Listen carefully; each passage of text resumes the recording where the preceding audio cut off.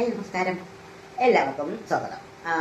ഞാൻ പറഞ്ഞിരുന്നില്ലേ, ആഴ്ചയിൽ 2 ദിവസം എൻ്റെ ഒരു ജീവിതകഥയുമായി ബന്ധപ്പെടുത്തി, ഡിസബിലിറ്റിയുമായി ബന്ധപ്പെടുത്തി ഒരു വീഡിയോ ചെയ്യണമെന്ന് ഞാൻ ആഗ്രഹിക്കുന്നു. അതെ, ആ വീഡിയോയാണിത്. അത് 2ാമത്തെ വീഡിയോയാണിത്. അപ്പോൾ പറഞ്ഞു വന്നത്, അന്ന് പറഞ്ഞത് ഡിസബിലിറ്റിയുള്ളവരുടെ വിവാഹത്തെക്കുറിച്ചാണ് ഞാൻ പറഞ്ഞത്. എന്നെക്കുറിച്ചല്ല പറഞ്ഞത്, ഡിസബിലിറ്റിയുള്ളവരുടെ വിവാഹത്തെക്കുറിച്ചാണ് പറഞ്ഞത്. അപ്പോൾ അത് ഇതിലൊരു വിഷയമാണെന്നേ ഉള്ളൂ. ഇതിൽ പലതരത്തിലുള്ള വിഷയങ്ങൾ പറയാനുണ്ട്. അത് ആ വീഡിയോ ഞാൻ പറയട്ടെ. ഞാനൊരു വീഡിയോ ഇട്ട ഒരു 1600 2000 പേരൊക്കെ കണ്ടാൽ എനിക്കത് മതി. കാരണം ഇംഗത്തിന് വേണ്ടിയിട്ടല്ല ഈ ഒരു വിഷയം പറയുന്നത് ഒരാൾക്കെങ്കിലും പ്രചോദനമാകും എന്ന് കരുതിയിട്ടാണ് പറയുന്നത്. അപ്പോൾ ആ ഒരാളെങ്കിലും എന്താണ് ചിന്തിക്കാതെ ജീവിക്കുന്ന മനുഷ്യരുണ്ട് കേട്ടോ. എന്താണ് ജീവിതം എന്നറിയാതെ ചിന്തിക്കാതെ ജീവിക്കുന്ന ഒരുപാട് മനുഷ്യരുണ്ട്. ഇങ്ങനെ സംഭവിക്കുമോ എന്നൊന്നും അറിയാതെ സന്തോഷത്തിൽ മാത്രം ജീവിക്കുന്ന മനുഷ്യർ. അവർ വരും പരാജയങ്ങളെ കുറിച്ച് ഒന്നും ആലോചിക്കത്തില്ല. ഇത് നമുക്ക് വന്നു ചേർന്നത് നമ്മുടെ ഒരു തെറ്റുകൊണ്ടോ അല്ലെങ്കിൽ ഒന്നുമല്ല, നമുക്ക് എല്ലാ മനുഷ്യർക്കും വന്ന് ചേരാവുന്നതാണ് എന്ന ബോധ്യമില്ലാതെ ജീവിക്കുന്ന കുറേ മനുഷ്യരുണ്ട് കേട്ടോ. അവർക്ക് വേണ്ടിയിട്ടാണ് ഞാൻ ഈ കഥ പറയുന്നത്. ഞാനിവിടെ ഫാൻ വെച്ചേക്കുന്നത് എൻ്റെ മുടി ഉണങ്ങാൻ കൂടെയാണ് ഞാൻ ഇവിടെ ഇരിക്കുന്നത് കേട്ടോ. കുളിച്ചിട്ട് വന്ന് ഇവിടെ ഇരിക്കുകയാണ്. അപ്പോൾ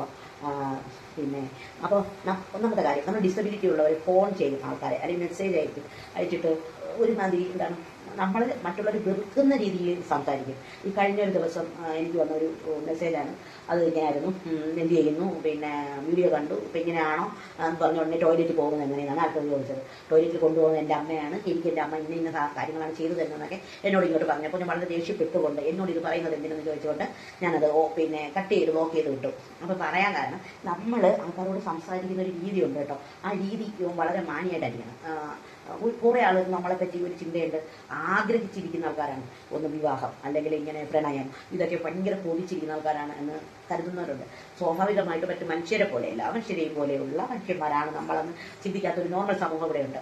അവർക്ക് ഒരു കൂട്ടം ആളുകൾക്ക് ഇങ്ങനെയുള്ള മനുഷ്യരെ പോലും അറിയത്തില്ല, ഇങ്ങനൊരു അവസ്ഥയെ പോലും അറിയത്തില്ല കേട്ടോ. അവർ അങ്ങനെ ഉണ്ട്. അപ്പോൾ അവരിൽ ആർക്കെങ്കിലും ഒരാൾക്ക് ഒരു അവബോധം ഉണ്ടാകണം എന്ന് വിചാരിച്ചിട്ട് കൂടിയാണ് ഞങ്ങളെ ഈ വീഡിയോ ചെയ്യാൻ തീരുമാനിച്ചത്. ഞാൻ നന്നായിട്ട് നടന്നു പോയിക്കൊണ്ടിരുന്നൊരു കുട്ടിയാണ്. നന്നായിട്ട് നടന്നു. ഞാനും എൻ്റെ ചേച്ചി. എൻ്റെ അച്ഛൻ്റെ സ്ഥലം എന്ന് പറയുന്നത് കൊല്ലം ജില്ലയിൽ കടയ്ക്കൽ ചിതറ എന്ന് പറയുന്ന സ്ഥലത്താണ്. അമ്മയുടെ സ്ഥലം വർക്കല മുത്താന എന്ന് പറയുന്ന സ്ഥലത്താണ്. പക്ഷേ ഇവിടെ നിന്ന് കിഴക്കൻ മേഖലയിൽ നിന്നിട്ട് അങ്ങോട്ട് വന്ന് കല്യാണം കഴിച്ചതാണ് അമ്മേനെ. അപ്പോൾ ഞാൻ എനിക്കൊന്നും അച്ഛൻ്റെ സ്ഥലത്തോട്ടല്ല, അമ്മയുടെ സ്ഥലത്തായതുകൊണ്ട് എൻ്റെ സ്ഥലം എപ്പോഴും വർക്കല മുത്താന എന്നിങ്ങനെ പറയും. അച്ഛൻ്റെ സ്ഥലമാണ് ചിതറ. അപ്പോൾ നന്നായിട്ട് നടന്ന് അച്ഛൻ്റെ വീട്ടിലൊക്കെ പൊയ്ക്കൊണ്ടിരുന്ന, ഓണത്തിനൊക്കെ പൊയ്ക്കൊണ്ടിരുന്ന ഒരു കുട്ടിയായിരുന്നു ഞാൻ. നല്ലൊരു നടക്കുമായിരുന്നു. നല്ല എന്താണ് ആക്റ്റീവായൊരു കുട്ടിയായിരുന്നു. 2 കുഞ്ഞുങ്ങൾ, 2 മക്കൾ, പെൺമക്കൾ. 1 വയസ്സിൻ്റെ വ്യത്യാസങ്ങളിൽ പ്രസവിച്ച് 2 പേര്. അപ്പം ചേച്ചി നഴ്സറി പോകും. അപ്പം എനിക്ക് 2 വയസ്സുള്ളപ്പോൾ അവർക്ക് 3 വയസ്സായി. അപ്പോൾ നഴ്സറി പോകുമ്പോൾ ഞാൻ അവളെ കൂടെ 2 വയസ്സൊക്കെ ആയപ്പോഴും അവളെ കൂടെ നഴ്സറി പോകാൻ പോയി നഴ്സറിയിൽ പോയിക്കൊണ്ടിരുന്നു. അപ്പോഴത്തേക്കും ഞാൻ ഇതൊക്കെ എഴുതിയതുകൊണ്ട് ഒരുപാട് പേർക്കും അറിയാം ഈ കഥ. ഒരു ദിവസം പനി വന്നു. ഞാനിവിടെ നടന്നു പോയപ്പോൾ നമ്മളിങ്ങനെ ഓരോന്ന് പറഞ്ഞിങ്ങനെ തള്ളി പോകും. അപ്പോൾ അവളെ തള്ളി ഉണ്ടെങ്കിൽ വീണു. വീണപ്പോയിട്ട് കാല് ഒന്ന് തട്ടി അടന്നൊക്കെ കളഞ്ഞു. നമ്മൾ പിന്നെ കറിഞ്ഞുകൊണ്ട് ഇവിടെ തള്ളിപ്പെട്ടെന്നൊക്കെ പറഞ്ഞ് വീട്ടിൽ പോയിട്ട് പിറ്റേന്നായിട്ട് നമുക്ക് നമ്മുടെ അവിടെ അമ്പലത്തിൽ ഉത്സവമാണ്, ഭരണിയാണ്. മീനമാസത്തിലായിരുന്നു സംഭവം. ഏപ്രിലാണ്. ഇപ്പോഴാണ് അതൊക്കെ അറിയാവുന്ന കേട്ടോ, നമ്മളൊന്നും അറിഞ്ഞൂടാ. അങ്ങനെ പിറ്റേന്ന് അമ്പലത്തിൽ പോയപ്പോഴത്തേക്കും എനിക്ക് രാത്രി പനി ഉണ്ടെങ്കിൽ പിറ്റേന്ന് നമ്മൾ പനിയോടുകൂടി അമ്പലത്തിന് പലവലി വരുള്ളൂ. പോറ്റക്കാവ് അമ്പലം, വിവാദമായ അമ്പലം. ഞാൻ ഒരു ദിവസം പോയി വിവാദമായ അമ്പലം.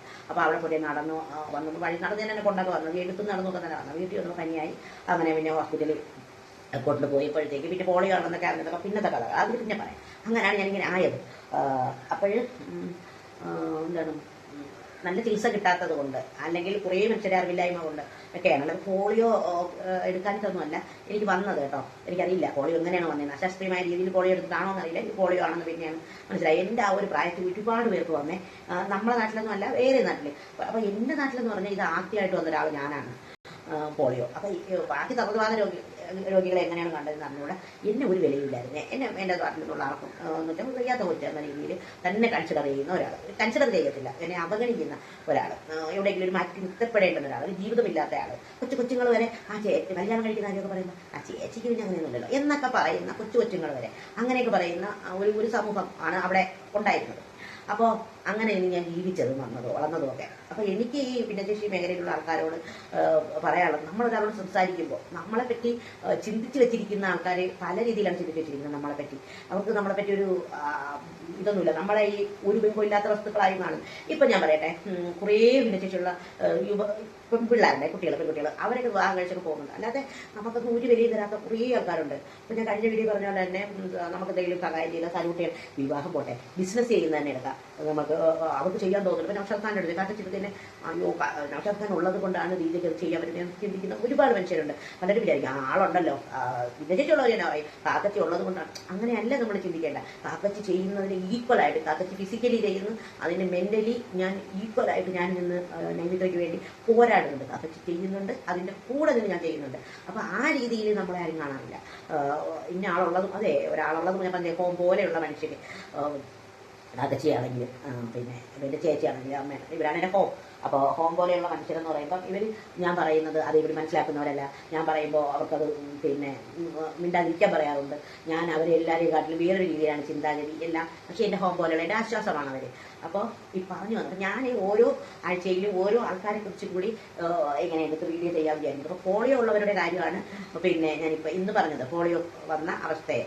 അപ്പോൾ വീട്ടിലാരെങ്കിലും കല്യാണം പറയാൻ വന്നാൽ അവർ പറയും തൊട്ട് നോക്കിയിട്ട് പറയും ഈ കൊച്ച് പിന്നെ ആരെങ്കിലും ഉണ്ടോ എന്ന് ചോദിക്കും. പിന്നെ ഈ കൊച്ചിനെ കൊച്ചിനെ കൊണ്ടുവരാക്കില്ലല്ലോ എന്നൊക്കെ പറയും. അതൊക്കെ ഞാൻ എഴുതി വരുന്നതാണ്, നിങ്ങൾക്കറിയാം, പലതരത്തിലും നിങ്ങൾക്ക് അറിയാവുന്ന കാര്യങ്ങളാണ്. പക്ഷേ എൻ്റെ മനസ്സിൽ ഒരു വിഷമമുണ്ട്. ഒരു കല്യാണത്തിന് ചെന്നപ്പോഴത്തേക്കും ആ കല്യാണയുടെ ഏറ്റവും അടുത്തെടുത്ത് എന്തോ പറഞ്ഞു എന്നിട്ട് വീട്ടിൽ കിടന്നുണ്ടായിരുന്ന പെണ്ണേന്ന് ചോദിച്ചു. അതിനൊട്ടും വിവരമില്ലാത്ത മനുഷ്യനാണ്, അതുകൊണ്ടാണ് ചോദിച്ചതെന്ന് എനിക്കറിയാം. പക്ഷേ എനിക്ക് ഭയങ്കര വിഷമമായി കേട്ടോ, അത് ഭയങ്കര വിഷമമായി. പക്ഷേ എൻ്റെ അടുത്ത് ഞാൻ ഇവിടെ പോയാലും ഇങ്ങനെ ചോദിക്കുന്ന വേറൊരാളുണ്ട്. പക്ഷെ അത് തമാശ രൂപയാണ് ചോദിക്കുന്നത്, ആളത് മനസ്സിലൊന്നും പറ്റിയിട്ട് കഴിക്കാല്ല. പക്ഷേ ഈ വ്യക്തി എന്ന് പറയുന്നത് മനസ്സിൽ വെച്ചിട്ട് എന്ന് പറഞ്ഞാൽ ഒരു അപമാനം പോലെ, ആളിന് ഞാൻ കണ്ട ഒരു അപമാനം പോലെ തോന്നിയതുപോലെ പറഞ്ഞതാണ് കേട്ടോ. അങ്ങനെ തന്നെ കാണുന്ന ഒരു സമൂഹത്തിൽ ഞാൻ ജനിച്ചു വളർന്നത്.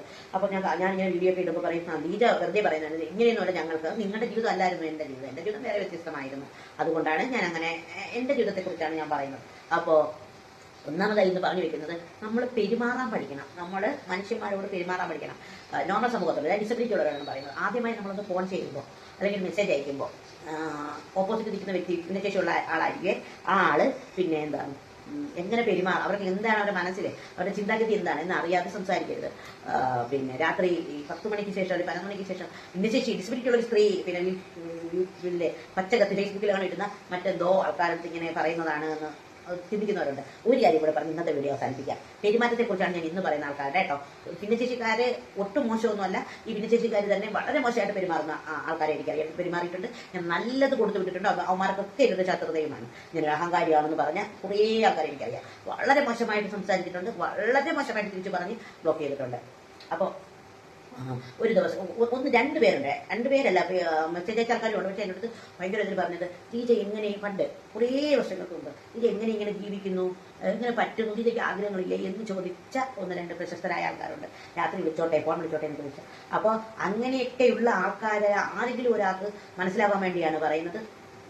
തൻ്റെയും ധീരയും ഒക്കെ ആയ കുറേ ഭിന്നശേഷിയുള്ള സ്ത്രീകളുണ്ട്. അവരിൽ ഒരാളാണ് ഞാൻ.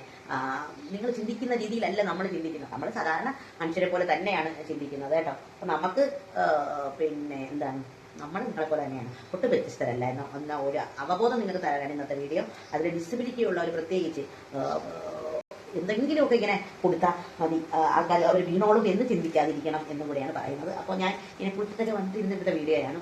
അപ്പോൾ ചോദിച്ചാൽ എങ്ങനെയാണ് കുളിക്കുന്നത്, എങ്ങനെയാണ് ടോയ്ലറ്റിൽ പോകുന്നത് എന്നൊക്കെ ചോദിച്ചു. അവരോട് കൂടിയാണ് പറയുന്നത്. സംസാരിക്കാൻ നമ്മൾ പഠിക്കണം എന്നതാണ് കേട്ടോ. സ്വന്തമായി കുളിക്കാനും സ്വന്തമായി ടോയ്ലറ്റിലെ നമ്മുടെ പ്രാഥമിക കാര്യങ്ങളെല്ലാം ചെയ്യാൻ പറ്റുന്ന ഒരു വീട് ഭിന്നശേഷിയുള്ള ഒരാളുണ്ടെങ്കിൽ അവർക്ക് കുറേയൊക്കെ ചെയ്യാൻ പറ്റും. എന്നാൽ ചെയ്യാൻ പറ്റാത്ത കുറേ മനുഷ്യരുണ്ട്.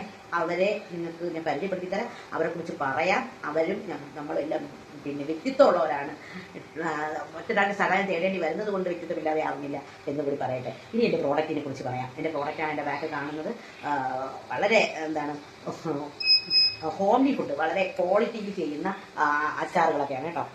കായമുണ്ട് കേട്ടോ, കായമുണ്ട്, ഇടിയിറച്ചിയുണ്ട്, എള്ളുണ്ടയാണ്, പിന്നെ വെള്ള എള്ളുണ്ട, കറുത്ത എള്ളുണ്ട, പിന്നെ നാരങ്ങ സ്റ്റഫ്ഡ് ലെമണ്, പുളിയച്ചാറ്, വറുത്തര, ഇടിയിറച്ചി, അച്ചപ്പം, അങ്ങനെ എല്ലാം ഉണ്ട് കേട്ടോ. കായം, അങ്ങനെ എല്ലാം ഉണ്ട്. നമ്മുടെ കായമാണ്, നൈമിത്രയുടെ കായമാണ് ഇത് കേട്ടോ. വീഡിയോ നീണ്ടു പോകുന്നുണ്ട്, അതുകൊണ്ടാണ് പെട്ടെന്ന് പറയുന്നത്. കായമാണ്, ഞാൻ സ്പീഡിലിടും കേട്ടോ ഇത്. ഓക്കെ, അപ്പോൾ അങ്ങനെയാണ് കാര്യങ്ങൾ. അപ്പോൾ നിങ്ങൾ പറ്റുന്നവരൊക്കെ ഓർഡർ തരിക, ഇന്ത്യയിൽ എല്ലായിടത്തേക്കും അയച്ചു കൊടുക്കും. അപ്പോൾ അത്രയേ ഉള്ളൂ വീഡിയോ. അപ്പോൾ ഭിന്നശേഷിക്കാരുമായി ബന്ധപ്പെട്ടുള്ള ഇനിയും വീഡിയോകളുമായിട്ട് ഞാൻ വരും. അപ്പോൾ എന്താണ്, നമുക്ക് ഇനിയും കാണാം.